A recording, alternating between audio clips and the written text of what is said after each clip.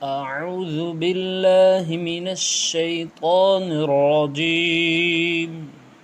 بسم الله الرحمن الرحيم.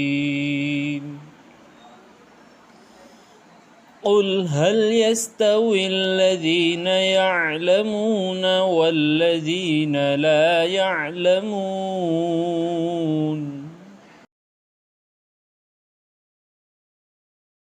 أعوذ بالله من الشيطان الرجيم. بسم الله الرحمن الرحيم. قل أعوذ برب الناس ملك الناس إله الناس من شر الوسواس الخناس الذي يوسوس في صدور الناس من الجنة والناس. پچھلی 2 مجلسوں میں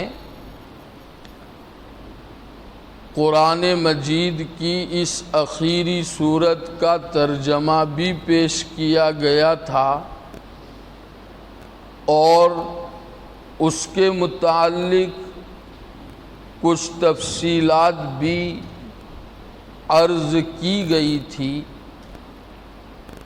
بتایا گیا تھا کہ اس سورت میں اللہ جل جلالہ و عم نوالہ نے ہم مسلمانوں کو یہ تاکید فرمائی ہے کہ تم میرے 3 صفات کی وساطت سے وسوسہ ڈالنے والے کے شر اور اس کی برائی سے میری پناہ مانگا کرو.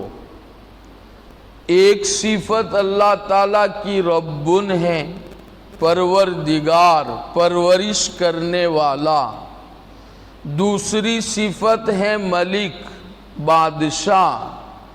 اور تیسری صفت ہے الہ یعنی معبود. یہ 3 صفات وہ ہے جو حفاظت کے اوپر دلالت کرتی ہے.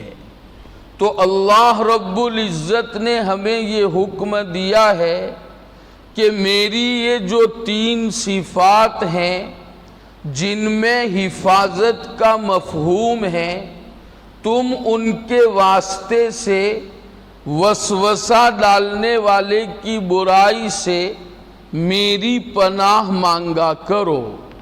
جو بندہ مومن وسوسہ ڈالنے والے کے شر اور برائی سے اللہ تعالیٰ کی ان 3 صفات کی وساطت سے اللہ کی پناہ مانگے گا تو اللہ تعالیٰ اس کو اپنی پناہ عطا فرمائیں گے اور وہ وسوسہ ڈالنے والے کے شر اور اس کی برائی سے محفوظ رہے گا. ہم سب اس بات کو اچھی طرح جانتے اور سمجھتے ہیں کہ ہمارا اپنا دماغ ہر وقت کام کرتا رہتا ہے. ہر وقت خیالات دماغ میں آتے اور گزرتے رہتے ہیں. کوئی لمحہ ایسا نہیں گزرتا جس میں ہمارے اپنے دماغ میں کوئی خیال نہ چلتا ہو. ہر وقت اور ہر لمحہ کوئی نہ کوئی خیال ہمارے اپنے دماغ میں گردش کرتا رہتا ہے اور چلتا رہتا ہے. وہ خیالات اچھے بھی ہوتے ہیں اور برے بھی ہوتے ہیں، اور وہ برے خیالات شیطان اور ابلیس کی طرف سے بھی ہوتے ہیں اور اس صورت کے تقاضے کے مطابق انسانوں کی طرف سے بھی ہوتے ہیں. اور انسانوں میں سب سے بڑا خود انسان کا اپنا نفس ہے. نفسانی خواہشات کی وجہ سے بھی برے خیالات آدمی کے دل و دماغ میں آتے رہتے ہیں. حضرات علماء نے ان آنے والے خیالات کی تفصیلات عرض فرمائی ہے اور ان کے شر سے بچنے کا علاج بھی تجویز فرمایا ہے۔ چنانچہ لکھا ہے کہ بعض مرتبہ انسان کو اپنے ایمان کے متعلق برے برے خیالات شیطان کی طرف سے آتے رہتے ہیں۔ انسان چاہے کتنا ہی بڑا متقی، پرہیزگار، عالم اور فقیہ ہی کیوں نہ ہو، ایمان کے متعلق کبھی کبھی اس طرح کے وسوسے دل و دماغ میں آ جاتے ہیں۔ مثلا انسان کے دل میں یہ خیال پیدا ہوتا ہے کہ ہم اللہ تعالیٰ کی وحدانیت پر ایمان لائے ہیں کہ اللہ جل جلالہ و عم نوالہ اپنی ذات و صفات میں یکتا ہے، اس کا کوئی شریک نہیں ہے، اس پر ہم ایمان لائے ہیں۔ نبی کریم صلی اللہ تعالیٰ علیہ وسلم کی رسالت پر ہم ایمان لائے ہیں کہ آپ اللہ کے سچے رسول اور خاتم النبیین ہیں، اس پر ایمان لائے ہیں۔ اس دنیاوی زندگی کے بعد ایک دوسری آخرت کی دائمی زندگی پر ہم ایمان لائے ہیں، جنت و جہنم پر ہمارا ایمان ہے۔ تو وسوسہ یہ آ جاتا ہے کیا یہ سب چیزیں برحق ہے بھی یا نہیں ہیں؟ اس طرح کا خیال شیطان کی طرف سے ڈالا جاتا ہے۔ ایسے وقت میں اگر انسان اس خیال کی طرف زیادہ توجہ کرے گا اور یہ خیال اس کے دل و دماغ میں اگر جم جائے گا تو یہ نتیجتاً خطرناک ثابت ہو سکتا ہے، جو آدمی کے ایمان کے سلب کا ذریعہ بن سکتا ہے۔ اس لیے علماء نے لکھا ہے کہ جب اس طرح کے خیالات ایمان اور ایمانیات کے متعلق جب دل و دماغ میں پیدا ہو تو فوراً آدمی کو اللہ کی پناہ مانگنی چاہیے اور اس طرف سے دھیان ہٹا لینا چاہیے، اور اس طرح کے خیال سے آدمی کو گھبرانا نہیں چاہیے۔ ایمانیات کے متعلق وساوس کا آنا ہی آدمی کے مومن ہونے کی صریح دلیل ہے۔ چنانچہ ایک روایت میں ہے کہ ایک صحابی رضی اللہ تعالی عنہ نبی کریم صلی اللہ تعالی علیہ وسلم کی خدمت اقدس میں تشریف لائے اور آ کر کے فرمایا کہ حضرت میرے دل و دماغ میں اس طرح کے وساوس آتے ہیں کہ میں ان کو اپنی زبان پر لاؤں، اس سے بہتر میں اس کو سمجھتا ہوں کہ میں جل کر کوئلہ بن جاؤں۔ یعنی وہ خیالات زبان پر لانا بھی مجھے پسند نہیں ہے، ایسے خطرناک برے خیالات میرے دل و دماغ میں پیدا ہوتے ہیں۔ ظاہر بات ہے یہ خیالات ایمان کے متعلق اور ایمانیات کے متعلق ان کے دل میں پیدا ہوتے ہوں گے۔ نبی کریم صلی اللہ تعالی علیہ وسلم نے ان کی بات سن کر ارشاد فرمایا اس طرح کے خیالات کے آنے سے گھبرانا نہیں چاہیے، ذاک صریح الایمان، یہ تو آپ کے مومن ہونے کی صریح علامت اور دلیل ہے۔ اگر آپ کے دل میں ایمان نہ ہوتا تو شیطان اس طرح کے وسوسے آپ کے دل میں نہ ڈالتا۔ ایک بندہ کافر ہے تو وہ پہلے سے شیطان کا مطیع ہے، فرما بردار ہے، شیطان کی مان کر وہ زندگی گزارتا ہے، اللہ تعالیٰ کی نافرمانی کر رہا ہے۔ شیطان اس کے دل میں وسوسہ کیوں ڈالے گا؟ اس لیے کہ وہ تو مومن ہی نہیں ہے۔ ظاہر بات ہے جس کے دل میں ایمان ہوگا شیطان کی یہ کوشش ہوگی کہ اس سے اس کا ایمان سلب کر لے، اس لیے وہ اس طرح کے وسوسے اس کے اپنے دل میں ڈالتا ہے۔ ہمارے اکابر میں سے حضرت حاجی امداد اللہ صاحب مہاجر مکی نور اللہ مرقدہ کے پاس بھی ان کے ایک مرید تشریف لائے اور آ کر انہوں نے یہی شکایت کی کہ حضرت خطرناک قسم کے وسوسے ایمان کے متعلق میرے دل میں پیدا ہوتے ہیں۔ حضرت نے یہی فرمایا اس حدیث کی روشنی میں کہ اس کا صاف مطلب یہ ہے کہ تمہارے دل میں ایمان ہے۔ چور اسی گھر میں آتا ہے جہاں قیمتی سامان ہوتا ہے، کچھ ملنے کی امید ہوتی ہے۔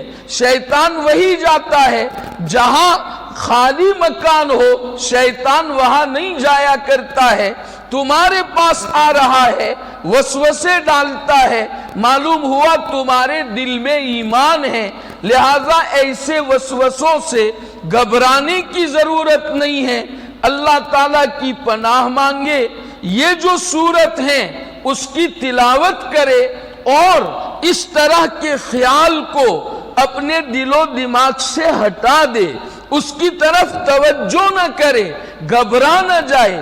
بہت سے لوگ گھبرا جاتے ہیں اور یہی خیال دل و دماغ میں جمع بیٹھتے ہیں کہ اب میرے ایمان کا کیا ہوگا، تو شیطان کو ان پر تسلط کا موقع مل جاتا ہے۔ تو ایک وسوسہ تو بہرحال ایمان کے متعلق آتا ہے، اس کا علاج یہ ہے۔ دوسرا وسوسہ وہم والا وسوسہ ہوتا ہے کہ آدمی کے دل میں ہمیشہ یہ خیال آتا رہتا ہے کہ میرا یہ کام اچھی طرح وجود میں نہیں آیا ہے۔ مثلا آدمی وضو کرتا ہے، اب اچھی طرح اس نے اعضائے وضو کو 3 مرتبہ سنت کے مطابق دھو لیا ہے، لیکن پھر بھی دل میں یہ وسوسہ پیدا ہوتا ہے کہ میرا وضو ٹھیک سے نہیں ہوا ہے۔ اس طرح کے وسوسوں کا علاج یہ ہے کہ آدمی بالکل جان بوجھ کر اس کی خلاف ورزی کرے اور اس کی مخالفت میں کھڑا ہو جائے، تو یہ جو وہم والا وسوسہ ہے وہ اس کے دل و دماغ سے نکل جائے گا۔ اور اگر آدمی اس وسوسے اور وہم میں چلتا رہے گا تو وہ پریشان ہو جائے گا۔ شیطان اس طرح کا وسوسہ ڈالے گا، تمہارا وضو ٹھیک نہیں ہوا ہے اور اچھی طرح وضو کرو۔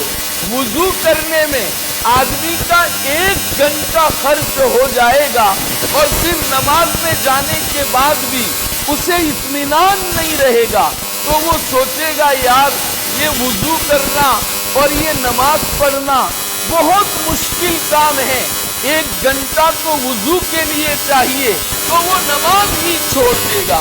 اس طرح کے وساوس کا علاج یہ ہے کہ ہم جم کر اس کا مقابلہ کریں، اس کی مخالفت کریں۔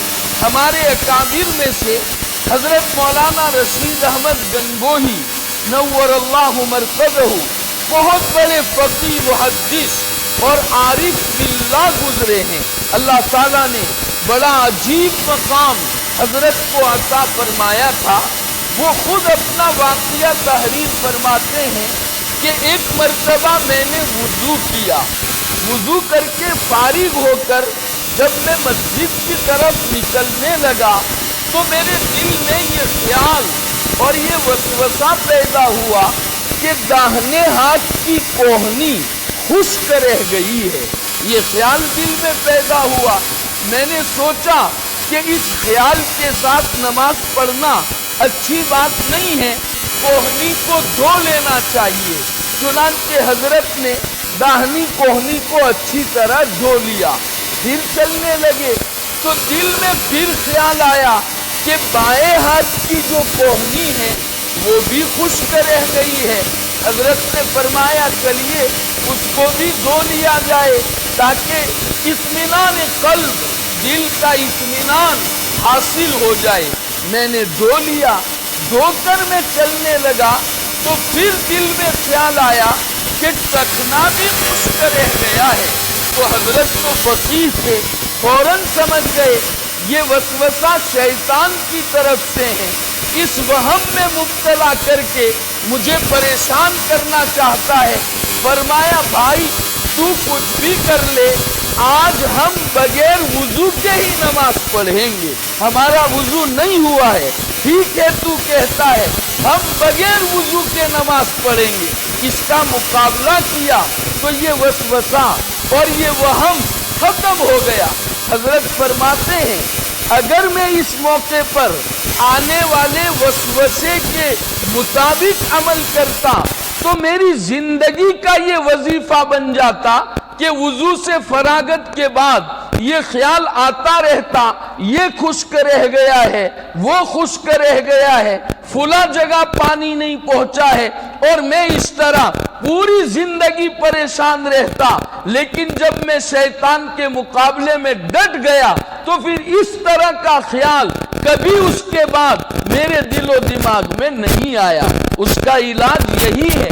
نبی کریم صلی اللہ تعالی علیہ وسلم نے بھی ایک صحابی کو اس طرح کا علاج بتایا تھا۔ تشریف لائے حضور اکرم صلی اللہ علیہ وسلم کی خدمت اقدس میں اور فرمانے لگے کہ حضرت جب میں نماز پڑھتا ہوں تو مجھے نماز میں یہ وسوسہ آتا ہے کہ میرا وضو ٹوٹ گیا ہے، ہوا خارج ہو گئی ہے اور وضو نہیں رہا۔ یہ وسوسہ میرے دل و دماغ میں پیدا ہوتا ہے۔ نبی کریم صلی اللہ تعالی علیہ وسلم نے ان کو یہ علاج بتلایا کہ دیکھو جب تک تم آواز نہ سنو اور تمہیں بدبو محسوس نہ ہو تم یہ سمجھو کہ میرا اپنا وضو نہیں ٹوٹا ہے، تاکہ تمہارے وہم کا اور وسوسے کا علاج ہو جائے۔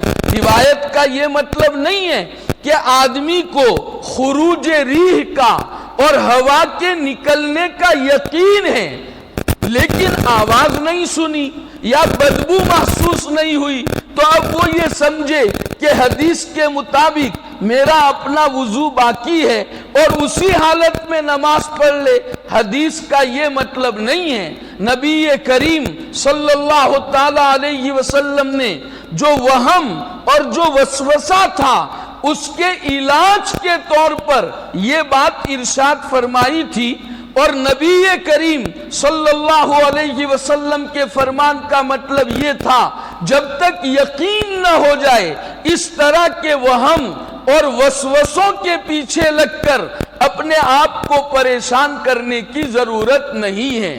بعض ناسمجھ لوگ جن کا علمی دنیا سے کوئی تعلق نہیں ہوتا ہے وہ یہی کہہ دیتے ہیں کہ ہم تو مولوی ملا کی بات نہیں مانتے ہیں اور کسی امام کی ہم تقلید نہیں کرتے ہیں، ہم تو براہ راست حدیث میں غور کرتے ہیں اور نبی کریم صلی اللہ علیہ وسلم کے فرمان پر عمل کرتے ہیں کہ حضرت نے یہ فرمایا ہے آواز اگر سنے یا بدبو محسوس ہو تو سمجھنا چاہیے کہ وضو ٹوٹا، ورنہ وضو نہیں ٹوٹا ہے۔ ان کو خروج ریح کا یقین ہوتا ہے پھر بھی آواز نہیں سنی ہے، بدبو نہیں محسوس ہوئی ہے تو بغیر وضو کے یقین کے باوجود نماز پڑھتا رہتا ہے۔ بعض لوگ کچھ تھوڑا بہت پڑھ لیتے ہیں تو یہ سمجھ لیتے ہیں ہمارے اندر قرآن و سنت سمجھنے کی صلاحیت اور استعداد پیدا ہو گئی ہے، وہ اہل علم سے اور فقہا سے بے نیاز ہو کر جب قرآن و سنت سمجھنے کی کوشش کرتے ہیں تو وہ اسی طرح گمراہی میں مبتلا ہو جاتے ہیں۔ اور اس طرح گمراہ کرنے والے بازار میں بہت ملتے ہیں۔ ایسا کہتے ہیں، خاص طور سے ہمارے اپنے نوجوانوں کو پھنساتے ہیں کہ بھئی یہ تقلید کیا ہے؟ امام ابو حنیفہ رحمت اللہ علیہ، امام شافعی رحمت اللہ علیہ، امام احمد ابن حنبل علیہ الرحمہ اور امام مالک علیہ الرحمہ یہ تو ائمہ ہیں، ان کی تقلید کی کیا ضرورت ہے؟ ہم تو براہ راست قرآن و سنت پر عمل کریں گے۔ اس طرح کر کے ہمارے اپنے نوجوانوں کو بہکاتے رہتے ہیں، اور ہمارے اپنے نوجوانوں کا حال یہ ہوتا ہے کہ وہ علماء سے اس طرح کے مسائل میں رجوع نہیں کرتے ہیں، خود سے قرآن و سنت سمجھنے کی کوشش کرتے ہیں، اور وہ سمجھ نہ سکنے کی وجہ سے بسا اوقات راہ حق سے منحرف ہو جاتے ہیں۔ ایک بات یاد رکھیں، تقلید کے معاملے میں بات نکل گئی ہے، اس لیے تھوڑی سی تفصیل خلاصتاً عرض کیے دیتا ہوں، یہ موضوع ایسے لمبا ہے۔ تقلید کا مطلب کیا ہوتا ہے؟ سب سے پہلے تو آپ یہ سمجھیے 80% اور 80% مسائل ایسے ہیں جن میں براہ راست ہم قرآن و سنت پر عمل کرتے ہیں، اس میں ہم کسی کی تقلید نہیں کرتے۔ پہلی بات تو یہ سمجھے، عموماً ہمارے اپنے ذہنوں میں یہ ہوتا ہے کہ 100% شریعت میں اور 100% مسائل میں ہم ائمہ کی تقلید کرتے ہیں، یہ سمجھ ہی اولاً صحیح نہیں ہے۔ صرف 20% مسائل میں ہم تقلید کرتے ہیں، 80% مسائل وہ ہیں ہم براہ راست ان میں قرآن و سنت کے اوپر عمل کرتے ہیں۔ تقلید کہاں ہوتی ہے؟ تقلید 3 طرح کے مسائل میں ہوتی ہے۔ ایک تو وہ مسئلہ، مثلا علماء کے درمیان کسی نص کو سمجھنے میں اختلاف ہوا ہے، قرآن مجید کی کوئی آیت ہے یا کوئی حدیث شریف ہے، اس کو سمجھنے میں اختلاف ہوا ہے، کسی نے اس کا مطلب یہ سمجھا ہے اور دوسرے امام نے اس کا مطلب دوسرا سمجھا ہے۔ اب ظاہر بات ہے ہمیں اس طرح کے مسائل میں کسی نہ کسی امام کی تقلید ضرور کرنی پڑے گی، اس لیے کہ ہم تو اس طرح کے مسائل کو خود سے سمجھ نہیں سکتے ہیں۔ ایک مثال سن لیجئے، مثلا روایت میں آتا ہے صلاۃ اللیل مثنا مثنا، حضور اکرم علیہ السلام نے فرمایا رات کی نماز 2 رکعت ہیں، پھر آگے فرمایا فَإِذَا خِفْتَ الصُّبْحَ فَأَوْتِرْ بِرَكْعَةٍ، جب تجھے صبح صادق کا خوف ہونے لگے کہ صبح صادق طلوع ہونے والی ہے تو تو کیا کر، 1 رکعت کے ذریعے سے اپنی نماز کو وتر بنا دے۔ فَأَوْتِرْ بِرَكْعَةٍ، 1 رکعت کے ذریعے سے اپنی نماز کو وتر بنا دے۔ اب اس روایت کو سمجھنے میں اختلاف ہیں۔ امام ابو حنیفہ رحمت اللہ علیہ نے اس کا مطلب یہ سمجھا ہے کہ اخیری جو 2 رکعت ہیں ان 2 رکعتوں کے ساتھ 1 رکعت ملا کر تو وتر بنا دے اپنی پوری نماز کو، یعنی 3 رکعتیں 1 سلام سے ادا کر کے وتر بنا، یہ سمجھا ہے۔ اور باقی فقہا نے اس کا مطلب یہ سمجھا ہے کہ 1 رکعت پڑھ لے الگ سے، 2 رکعت 1 سلام سے تو ہوئی ہے، اب 1 رکعت الگ سے پڑھ لے، فَأَوْتِرْ بِرَكْعَةٍ، اس کا مطلب دوسرے فقہا نے یہ سمجھا ہے۔ دیکھیے یہاں نص کو سمجھنے میں اختلاف ہوا ہے، اس لیے ہمیں کسی نہ کسی امام کی تقلید ضرور کرنی پڑے گی۔ اگر ہم امام اعظم کے مقلد ہیں تو ان کی ہمیں تقلید کرنی پڑے گی، باقی ائمہ کے مقلدین ان کی تقلید کریں گے۔ تقلید کے بغیر ان مسائل میں کوئی چارہ کار نہیں ہے۔ جو لوگ اپنے آپ کو غیر مقلد کہتے ہیں وہ بھی ان مسائل میں اپنے علماء کی تقلید کرتے ہیں، خود تو کوئی قرآن و سنت کو سمجھ نہیں سکتا۔ ظاہر بات ہے آج کل کے علماء جو قرآن و سنت کو سمجھتے ہیں وہ بہت کم سمجھتے ہیں ان علماء سے جو دور نبوی سے قریب ہیں، اور اللہ تعالیٰ نے جن کو اعلیٰ درجے کا تقوی اور اخلاص عطا فرمایا تھا تو انہوں نے جیسا سمجھا ہے ہم اسی کے مطابق عمل کریں گے، تو تقلید ان میں ہوتی ہے۔ دوسرے ان مسائل میں ہوتی ہے کہ آپ کو معلوم ہونا چاہیے بعض روایتیں منسوخ ہیں، یعنی پہلے ان پر عمل ہوتا تھا، بعد میں ان پر عمل منسوخ ہو گیا۔ اب دونوں طرح کی روایت ہیں، ناسخ بھی ہے اور منسوخ بھی ہے، اور علماء کا اس میں اختلاف ہے کہ کون ناسخ ہے اور کون منسوخ ہے۔ وہاں ظاہر بات ہے ہمیں کسی نہ کسی کی تقلید کرنی پڑے گی۔ مثلا رفع یدین کا مسئلہ ہے، رکوع میں جاتے ہوئے اور رکوع سے اٹھنے کے وقت رفع یدین کرنا یعنی دونوں ہاتھوں کو اٹھانا بعض روایات سے ثابت ہے، اور بعض روایات میں ہے حضور اکرم صلی اللہ علیہ وسلم ان دو موقع پر رفع یدین نہیں کرتے تھے۔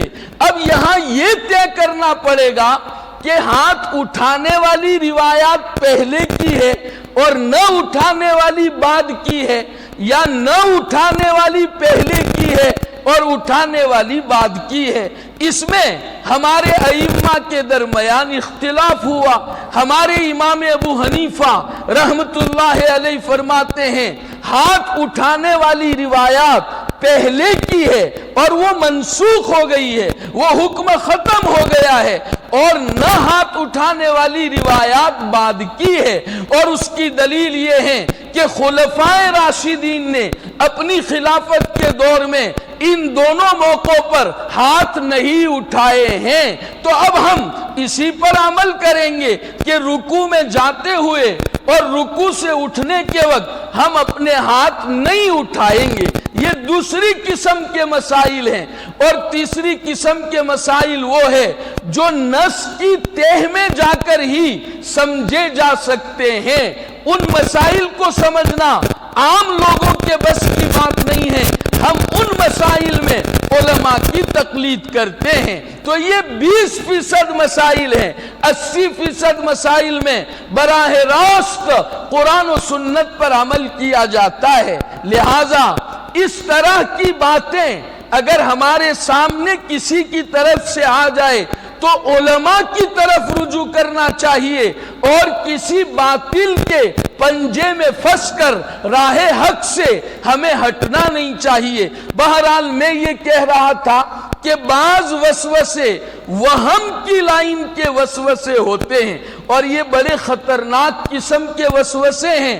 اس سے آدمی کی زندگی مشکل بن جاتی ہے۔ بعض مرتبہ ایک شوہر کو اپنی بیوی کے متعلق یہ وسوسہ آ جاتا ہے کہ میری بیوی وفادار نہیں ہے، بد چلن ہے، کوئی دلیل نہیں ہے، کوئی قرینہ نہیں ہے، کوئی شاہد نہیں ہے، بس ایک وہم آ گیا کہ میری بیوی وفادار نہیں ہے، بد چلن ہے۔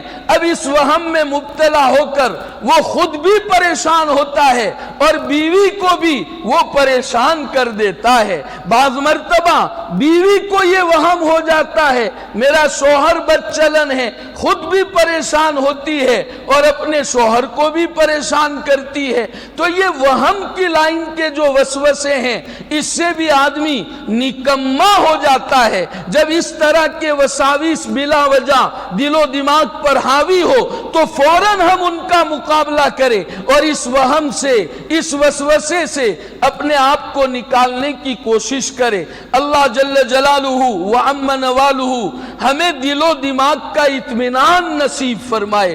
اس طرح کے شیطانی وساوس سے اور اس کے شر سے اللہ تعالی ہماری پوری حفاظت فرمائے۔ آمین۔ وآخر دعوانا ان الحمدللہ رب العالمین۔ درود شریف پڑھ لیجیے۔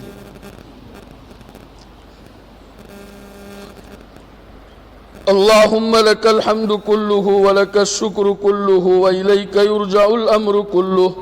اللہم لا نحصی ثناء علیک انت کما اثنیت علی نفسک۔ اللہم صل وسلم وبارک علی سیدنا محمد وعلی محبیہ بعدد فضائل لا الہ الا اللہ۔ یا ارحم الراحمین ویا اکرم الاکرمین ویا ذی الجلال والاکرام ویا راحم المساکین۔ پیارے اللہ، ہم آپ کے بہت گنہگار، خطا کار، سیاہ کار بندے ہیں۔ رات کے اندھیروں میں اور دن کے اجالوں میں بے شمار گناہ کیے ہیں۔ اے اللہ، کوئی چھوٹا بڑا گناہ ایسا نہیں ہے جس کا ہم نے ارتکاب نہ کیا ہو۔ اے اللہ، ہم اقراری مجرم بن کر آپ کے دربار عالی میں مغفرت و رحمت کی بھیک مانگنے کے لیے آئے ہیں۔ اے اللہ، اگر آپ معاف کر دیتے ہیں تو معاف کرنا ہی آپ کو زیب دیتا ہے۔ آپ غافر ہیں، غفار ہیں، غفور ہیں، رحیم ہیں، کریم ہیں، ارحم الراحمین ہیں، معاف کرنے کو پسند فرماتے ہیں۔ اے اللہ، اپنے فضل سے معاف فرما دیجئے۔ اے اللہ، اپنے فضل سے معاف فرما دیجئے، رحم و کرم کا معاملہ فرما دیجئے۔ اے اللہ، پوری امت مسلمہ کی مغفرت فرما دیجئے، سب پر رحم فرما دیجئے، کرم کا معاملہ فرما دیجئے۔ اے اللہ، شریعت و سنت پر چلنا آسان فرما دیجئے، نفس و شیطان کے مکائد اور ان کی چال بازیوں سے اے اللہ پوری حفاظت فرما دیجئے۔ اے اللہ، ہم چاہے یا نہ چاہے ہماری پیشانیاں پکڑ پکڑ کر ہمیں آپ کی مرضیات پر چلا دیجئے۔ اے اللہ، نامرضیات سے پوری حفاظت فرما دیجئے۔ اے اللہ، گناہوں سے پیچھا چھڑا دیجئے، ہر چھوٹے بڑے گناہ کی نفرت ہمارے اپنے دل میں پیدا فرما دیجئے۔ اے اللہ، اپنی شان ربوبیت سے بہترین تربیت فرما کر ہمیں اپنے محبوب اور مقبول بندوں میں شامل و داخل فرما دیجئے۔ اے اللہ، نفس و شیطان کے حوالے ہونے سے ہماری حفاظت فرما دیجئے۔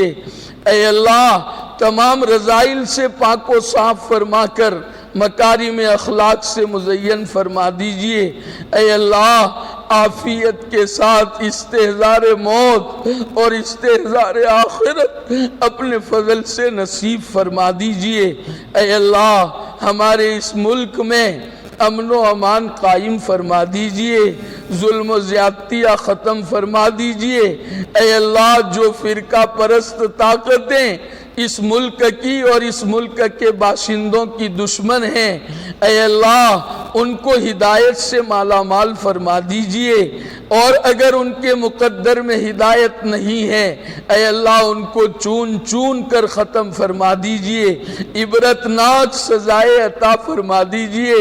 اے اللہ، اسلام اور مسلمانوں کی حفاظت فرما دیجئے، شعائر اسلام کی حفاظت فرما دیجئے، جہاں جہاں مسلمان پریشان حال ہے اے اللہ سب کی پریشانیاں دور فرما دیجئے، ہمیں اور پوری امت مسلمہ کو انابت اور استغفار و توبہ کی توفیق و سعادت سے مالا مال فرما دیجئے۔ اے اللہ، ہماری اس بستی پر خصوصی رحمتیں اور برکتیں نازل فرما دیجئے۔ اے اللہ، بدعات رسومات سے اور گناہوں سے ہماری اس بستی کو پاک فرما دیجئے، ہر فرد بشر کے دل میں اے اللہ دین کی عظمت پیدا فرما دیجئے، ہر ایک کو تیری طرف رجوع ہونے والا بنا دیجئے۔ حضور اکرم علیہ السلام نے جتنی بھلائیاں مانگی ہے ہمیں اور پوری امت کو نصیب فرما دیجئے، جن شرور سے پناہ چاہی ہے ہماری اور پوری امت کی پوری حفاظت فرما دیجئے۔ اے اللہ، ہم کبھی آپ سے مانگ کر محروم نہیں ہوئے ہیں، اس مرتبہ بھی اور آئندہ بھی کبھی محروم نہ فرمائیے۔ وصلی اللہ علی النبی الکریم برحمتک یا ارحم الراحمین، آمین، بحرمت سید المرسلین صلی اللہ علیہ وسلم۔